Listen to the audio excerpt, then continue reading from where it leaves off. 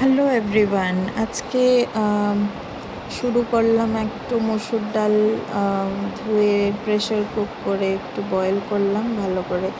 তারপর প্রিপারেশন করলাম একটু পনিরের সবজি করার জন্য।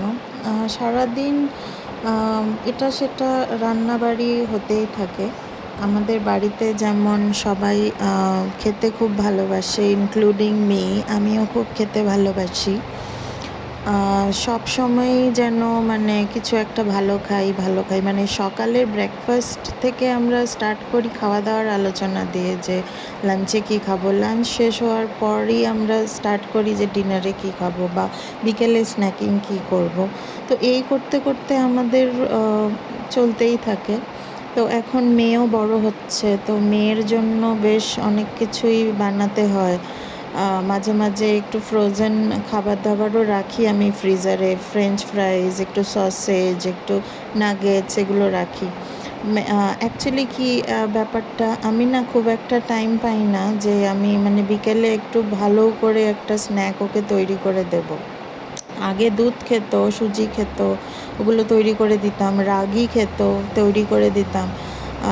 এখন সেগুলো ও আর খুব একটা খেতে চায় না, মানে একদমই ছেড়ে দিয়েছে খাওয়া।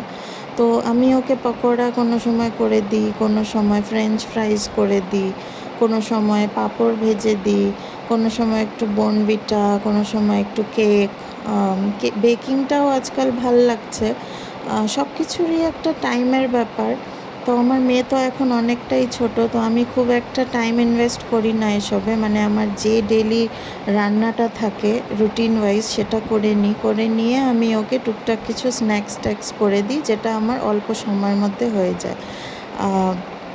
ইউটিউব জার্নিটা শুরু করলাম এই কারণেই, কেননা আমার একটা বোরডম হচ্ছিল বাড়িতে থেকে। আমি জবের জন্যেও চেষ্টা করেছিলাম, কিন্তু এখন এই মুহূর্তে এসে আমার খুব একটা জব করার ইচ্ছে হচ্ছে না। তো যার জন্য আমি ভাবলাম যে আমি একটু ইউটিউবটা করি, মানে ডেইলি যেগুলো আমি মানে এভরিডে রুটিন ওয়াইজ যেগুলো করি সেগুলো আমি একটু তুলে ধরি। তো এই জন্যে আমি আপনাদের সাথে শেয়ার করছি এইসব ব্যাপার। তো এখন আজকে বকফুল এনেছিল, তো বকফুলগুলো আমি একটু পকোড়া করলাম বেসন আর চালের গুঁড়ো দিয়ে, অল্প তেলে করলাম। তারপর মসুর ডাল করলাম হালকা পেঁয়াজ আর রসুন দিয়ে, হালকা মসুর ডাল, যেগুলো মানে এভরিডে আমরা খেয়ে থাকি, ঘরোয়া রান্না, ঘর কা খানা, সিম্পল ঘর কা খানা যেটা হয়, কোনো তামঝাম নেই, সব কিছুই ইজিলি হয়ে যাওয়ার মতো। এখানে দেখো আমি ডালের ফোড়নের জন্য 5 ফোড়ন, শুকনো লঙ্কা, কাঁচা লঙ্কা আর পেঁয়াজ রসুন দিলাম। তো পেঁয়াজ রসুনগুলো ভালো করে ফ্রাই করছি। এটা ফ্রাই হয়ে গেলেই আমি বয়েল করা যেটা প্রেশার কুক করলাম ডালটা সেটা দিয়ে দিলাম। আমাদের বাড়িতে প্রেশার কুক করা মসুর ডালই আমরা সবসময় খাই, কেননা অনেক সময় এই মসুর ডালটা ভালো করে বয়েল হয়ে মানে একদম মেল্ট হয় না, কোনো সময় দানা দানা থেকে যায়।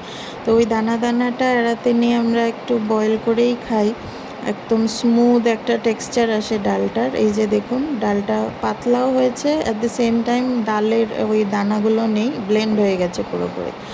আর এই যে আজকের লাঞ্চ, বকফুলের বড়া, পাতলা মসুর ডাল আর ভাত, আর হচ্ছে একটু পনিরের তরকারি। আজকের ব্লগটা এই পর্যন্তই। Bye bye.